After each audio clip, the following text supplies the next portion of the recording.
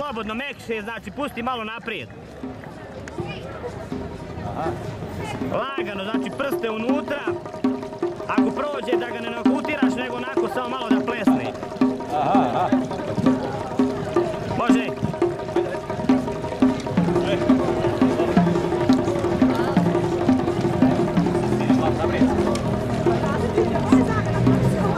Evo, da.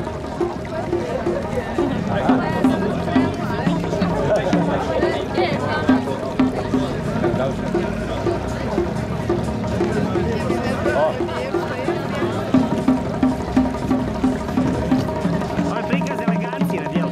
Da, elegancije, da, ovo se može se govori, je u dijelu. Može se u dijelu, ej. Da. A evo i naših EPP-ovaca koji će nam pomoći sa reklamom. Kosa se mora sklaniti.